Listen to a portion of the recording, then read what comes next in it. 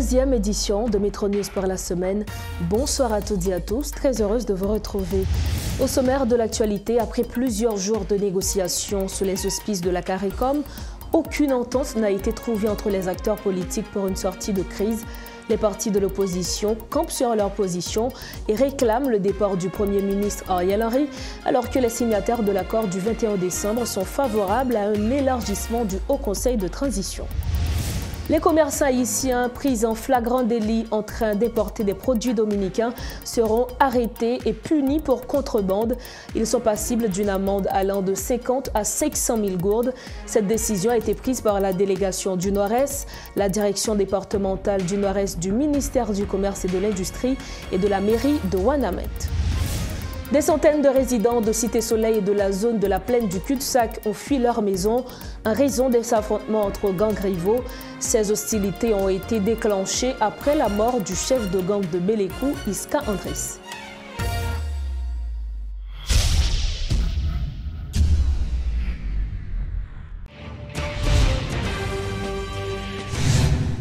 Dorochef, bonsoir, bienvenue au développement de ce journal. Et comme annoncé en titre, les discussions entre les acteurs politiques sous l'égide de la CARICOM sont au point mort. Dans la réalité, les acteurs font du surplace depuis 5 mois avec les médiateurs de la CARICOM.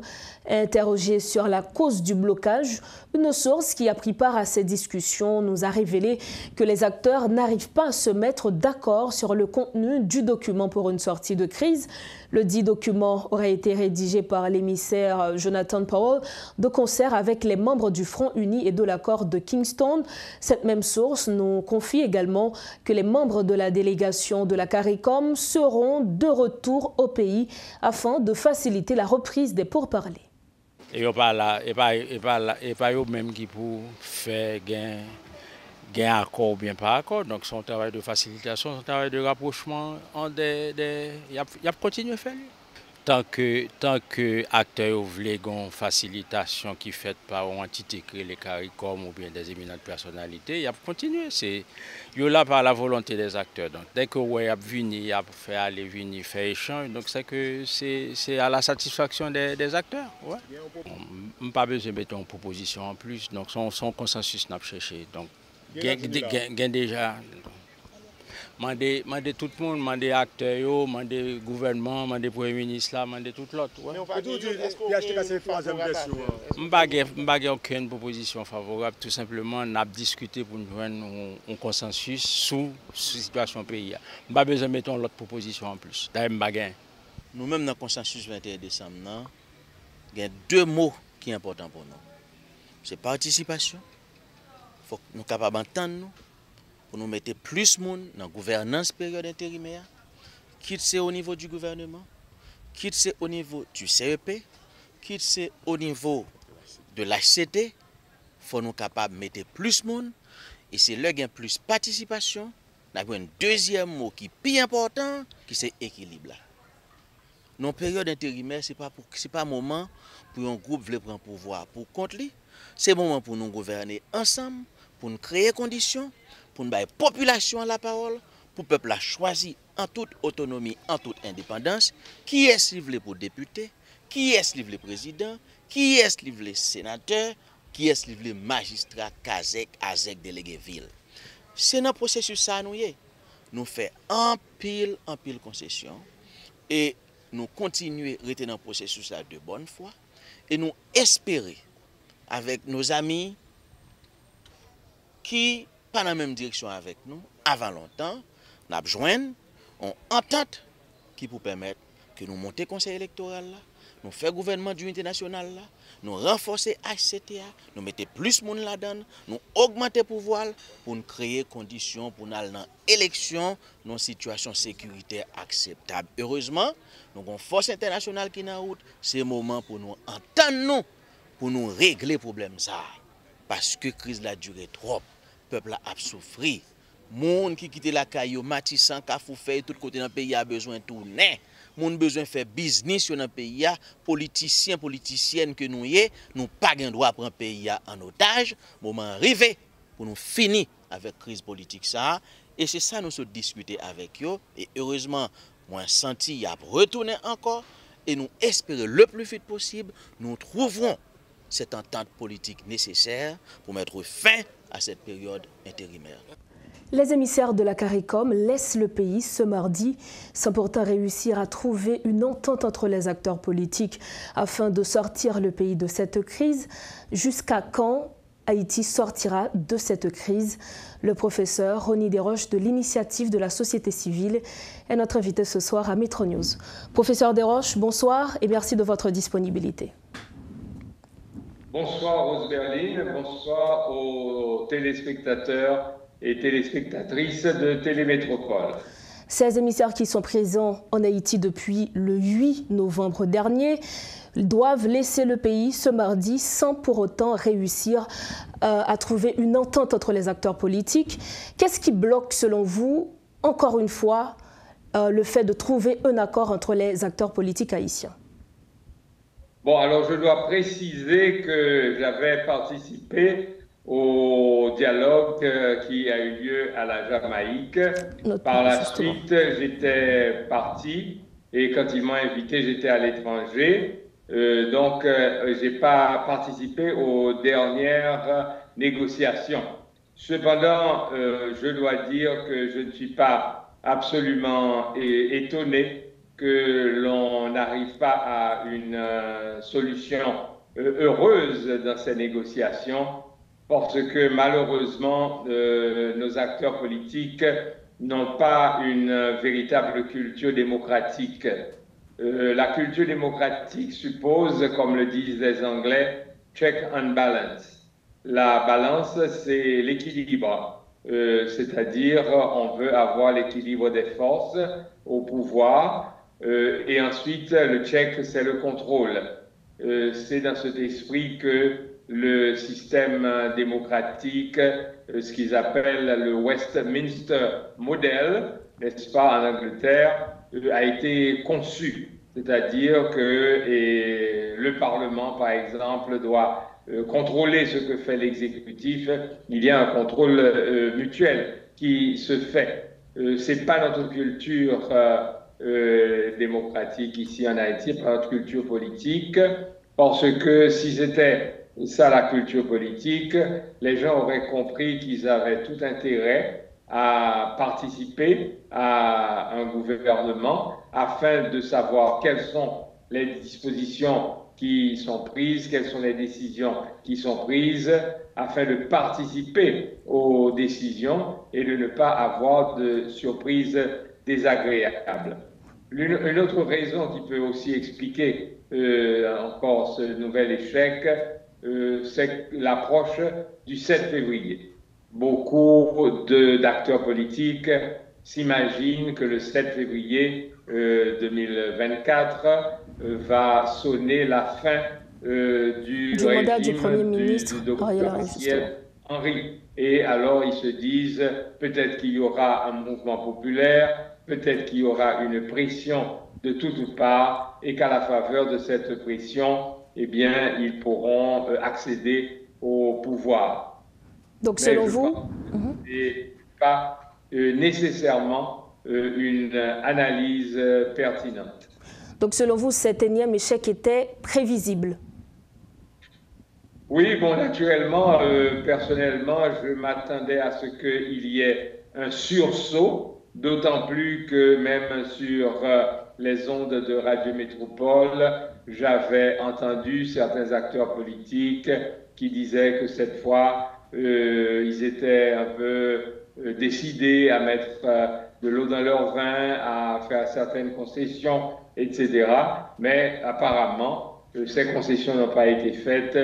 Chaque parti est resté sur sa position et nous n'arrivons pas à une véritable solution, disons la solution politique à la crise. Parce que moi, je crois que la vraie solution, elle viendra avec le rétablissement de la sécurité. Et ce sur quoi il faut compter pour le rétablissement de la sécurité, c'est l'arrivée de la mission qui pourra appuyer la police nationale pour stopper, pour neutraliser ces gangs qui sèment la terreur, qui détruisent l'économie, qui bloquent la vie sociale du pays, afin que nous puissions recommencer à vivre plus ou moins normalement et que nous puissions commencer à penser à la révision constitutionnelle et aux élections. Alors, il y a eu une proposition qui était sur la table des discussions. Il s'agit d'un document qui préconise un haut conseil de transition avec 5 membres. Que pensez-vous de ce document, professeur Desroches? Écoutez, cette possibilité d'un haut conseil de transition, bien un conseil de transition de 5 membres était déjà sur la table à la Jamaïque. Et moi, j'ai participé à des réunions de groupes parce qu'à un moment donné, c'était divisé en 2 groupes de participants. Et les gens commençaient à même penser à ceux qui allaient intégrer, n'est-ce pas, ce conseil de transition élargi. Des noms de groupes, des noms de partis commençaient déjà à être cités. Donc, c'était déjà sur la table, ce n'est rien de nouveau. Mais naturellement, là où ça bloque, c'est que certains pensaient que le Haut Conseil de transition aurait les attributions de la présidence, justement. Tandis que du côté du gouvernement, ce n'était pas ça leur idée. Ils pensaient à un haut conseil qui aurait des attributions réduites. Alors, professeur Desroches, nous allons mettre un terme à cette interview, mais d'abord, jusqu'à quand, selon vous, on pourra sortir de cette spirale de crise politique dans le pays? Bon, nous avons besoin d'un certain renouveau de la classe politique parce que cette mentalité, comme disent les Anglais, winner takes all, c'est-à-dire celui qui gagne, il rafle tout. Nous devons sortir en quelque sorte de ce schéma pour aller dans le schéma démocratique, comme je l'ai dit tout à l'heure, savoir partager le pouvoir, savoir que on a des idées différentes, on a une façon de voir les choses de façon différente, mais on discute pour arriver à un compromis, pour faire des concessions réciproques et surtout pour voir l'avenir du pays, le bien du pays et le bien-être de la population. Alors ce renouvellement de classe politique dont vous nous parlez, ça va se faire par les élections, normalement, c'est ça? Ah, définitivement par les élections. Et aussi, bon, j'espère qu'à la faveur des sanctions qui frappent un certain nombre d'hommes politiques et aussi peut-être qui frappent des financeurs de la vie politique, eh bien, ceci donnera l'occasion à de nouvelles personnalités, de nouvelles têtes, dotées d'une autre mentalité, d'une mentalité plus démocratique, eh bien, d'émerger et de nous donner en quelque sorte une vie politique beaucoup plus positive, une vie politique qui puisse nous conduire vers une amélioration des conditions de vie de la population. Merci, professeur Rony Desroches. Merci infiniment. C'est un plaisir. Merci pour l'invitation. Voilà, c'était avec nous le professeur Rony Desroches de l'initiative de la société civile. Avec lui, nous avions parlé des récentes discussions qui ont eu lieu sous l'égide des éminentes personnalités de la CARICOM. Dossiers en sécurité, de violents affrontements sont enregistrés depuis le début de la semaine dans le vaste bidonville de Cité-Soleil. C'est le décès du chef de gang de Bélékou, Iska Andris, qui a déclenché les hostilités entre les gangs de Terre Noire et de Chien Méchant. Les 2 gangs étaient des alliés d'Iska, mais avaient des différends suite à l'assassinat de membres du gang de Terre Noire. Les affrontements sont violents et aucune estimation des pertes en vie humaine n'est possible dans cette zone contrôlée par les gangs. Des centaines de résidents de Cité-Soleil et de la zone de la plaine du cul-de-sac ont fui leur maison au cours des dernières 72 heures. Des notables de la zone ont indiqué que le caïd Iska se serait suicidé.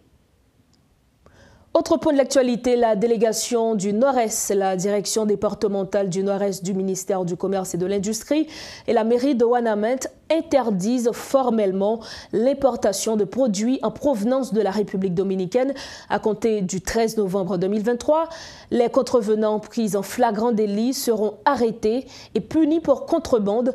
Les véhicules seront saisis et remis après paiement d'une amende de 50 à 500 000 gourdes et les marchandises détruites, distribuées ou vendues à la criée, indiquent ces 3 entités dans une note. À présent, on parle santé à Metro News. 8% de la population haïtienne souffre du diabète, soit plus de 500 000 personnes. La directrice de la Fondation haïtienne de diabète et de maladies cardiovasculaires, Dr Nancy Charles-Larco, indique que la majorité des gens ne savent pas qu'ils sont malades. La FADIMAC intensifie les campagnes de mobilisation afin d'aider à la prévention de cette maladie chronique.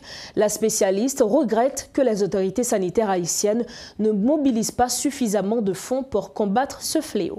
Nous-mêmes à FADIMAC, par exemple, et une section qui juste fait un monde qui doit venir pour dire mais fait test sucre et puis moun nan tout connaît et nous bal conseil à ce moment parce que fait test c'est nous pas capable voir moun nan aller à un résultat sans pas parler avec. Donc c'est ça que même dans le dépistage que nous avons fait semaine ça, il y a un peu de monde qui a besoin de petits conseils en plus. Si c'est ça nous capable faire et que bon Dieu bonne la parole, donc nous capable aider les gens par bal conseil parce que nous charger tête li et c'est ça qui arrive souvent et c'est pas seulement dans le sucre de pour dire au monde mais tel problème ou gain parce que moun nan aide solutionner problème là, li mettre sous lui.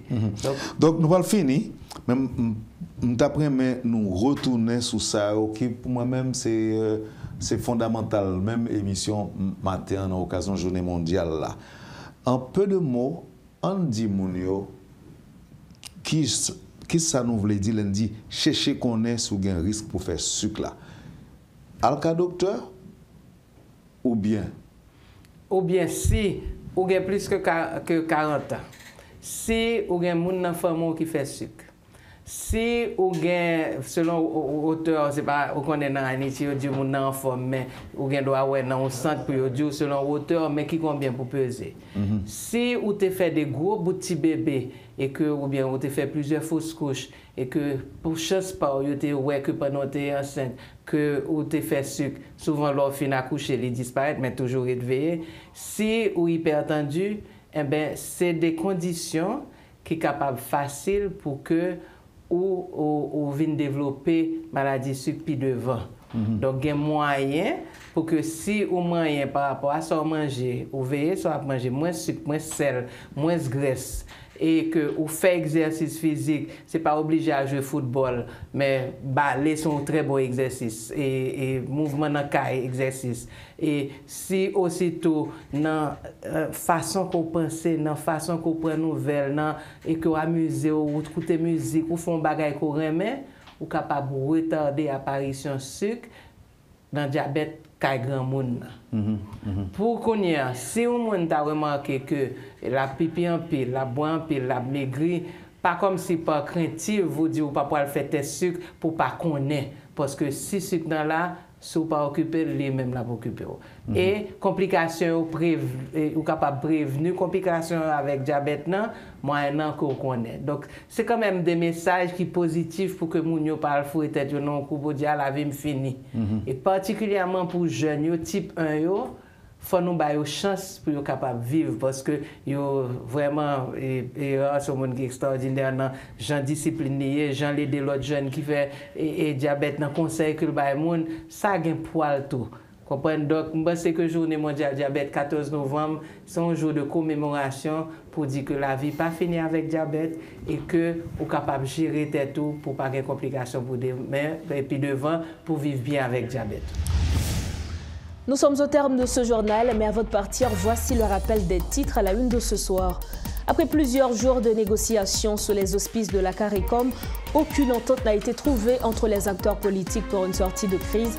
Les partis de l'opposition campent sur leur position et réclament le départ du Premier ministre, alors que les signataires de l'accord du 21 décembre sont favorables à un élargissement du Haut Conseil de transition. Les commerçants haïtiens pris en flagrant délit en train d'importer des produits dominicains seront arrêtés et punis pour contrebande. Ils sont passibles d'une amende allant de 50 à 500 000 gourdes. Cette décision a été prise par la délégation du Nord-Est, la direction départementale du Nord-Est du ministère du Commerce et de l'Industrie et la mairie de Ouanamène. Des centaines de résidents de Cité Soleil et de la zone de la plaine du cul-de-sac ont fui leur maison en raison des affrontements entre gangs rivaux. Ces hostilités ont été déclenchées après la mort du chef de gang de Bélékou, Iska Anguis. C'est la fin de Métro News. Merci de votre attention. Prochain rendez-vous demain. Restez sur Métropole. Bonsoir.